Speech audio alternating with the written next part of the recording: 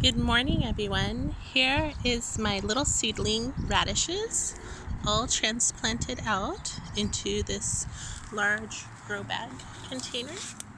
So they should do well in there. I also transplanted the onions that were inside the 15-gallon pot into this just around the edges. There's some Walla Walla onions here. I got 1, 2, 3, 4, 5 of them. So right, 6. And then these are all green onions. I think that's another Walla Walla, so I have 7. And then these are all French breakfast. They're really long red and white radishes, so they're really going to be a different taste. And then I planted out the basil leaves that did sprout. There weren't too many, but I have 1, 2, 3, 4, 5, 6, 7. Oh, there's 8, 9, 10, 11. 11 basils. The 2 large red cherry tomato plants are planted out there. And then I'm so lucky the birds didn't get these, because the birds did end up getting the yellow pear, because I put them up in an area where their bird seed is, so they thought that was for them as well. This is 1 yellow pear I have, and I think I only had a few left. And then I also have some cucumber. I just put in 1 cucumber here. And then I planted some other cucumbers in the bed over here. I'll show you in just a minute.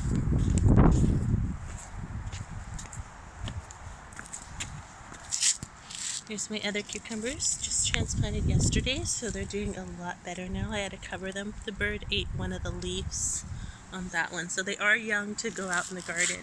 You just have to protect from birds and slugs mostly.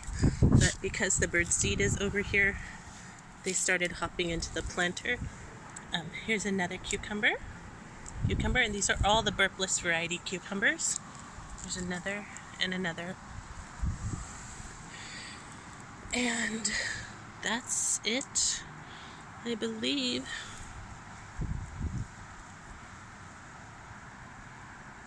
I did put a yellow pear right there.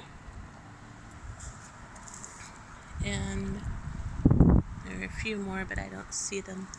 And a lot of mustard seeds are here. I'm going to spread those out. And our tomato plants are doing okay. I did top dress with some chicken manure a while back, so they are turning a little bit yellow. I might have to just scrape that off the top so that they can come back. This one's getting really yellow, so that probably wasn't a great idea. I got too excited. Not a good time to fertilize. I would wait until they're full grown to give them some fertilizer, but then also you don't want too much nitrogen fertilizer, because then you get more leaves than fruit, and you want to give less water to get more flowers after they're fully grown. And over here we have more cucumbers. Here's 1, there's another, and that one got eaten, it looks like. Oh. And then another little one. So we have 4 of them over here, 4 or 5. And then these are all the early girl tomatoes I gotta find a place for.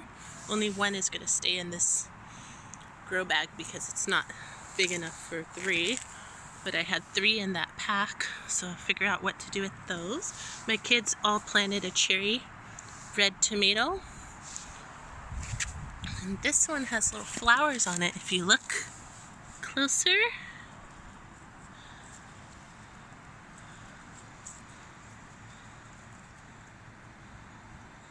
See the flowers?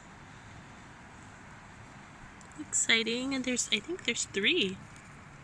So we have 3 cherries here, but they may have to get pollinated, so we'll see. And I have to water these guys again. And there's no fertilizer in here. These guys should stay fine.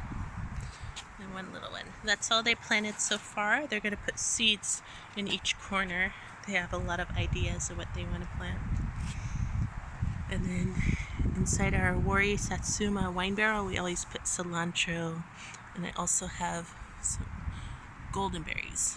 Seeds fell in there, so we have some baby seedlings of goldenberries and cilantro. Those take a couple years to even get big enough to produce. Sometimes they produce on the first year. Depends how much care you give it. And our potatoes are doing really good. Look how big our potato plants are. That's the funnest thing to grow is potatoes because it's so green and big. The leaves are poisonous. It's in the nightshade family. But for many, many centuries, they thought they were poisonous. So just like the tomato, they thought tomatoes were poisonous as well. See, there's one. You don't want it to be exposed by the sun. So you want to keep it covered, else it will turn green on you. And that is the poisonous kind. You don't want to eat a green potato. So these guys are all doing good. They're all deep, planted pretty deep in. Oh, this guy looks huge. Yeah, this one's like pretty tall.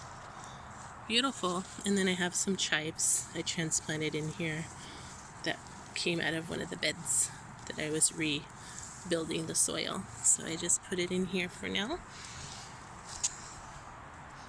The mango's doing really well. Only that little frost damage we got.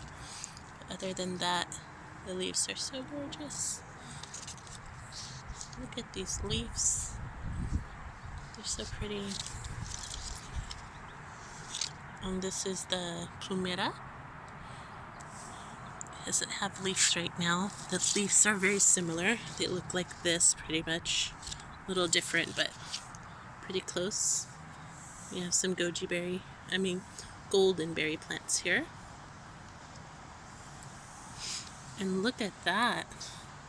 This is our Concord grape. It's already showing a lot of promise. It's exciting. It's budding out everywhere. Look at that. So pretty. And there's a little goji berry growing by it. I'll have to take that out. And I kept our aloe vera covered because it was getting frost damage and too much rain. I think it needs to go in the sun. I'm going to plant it out in the front yard. I'm going to do that area.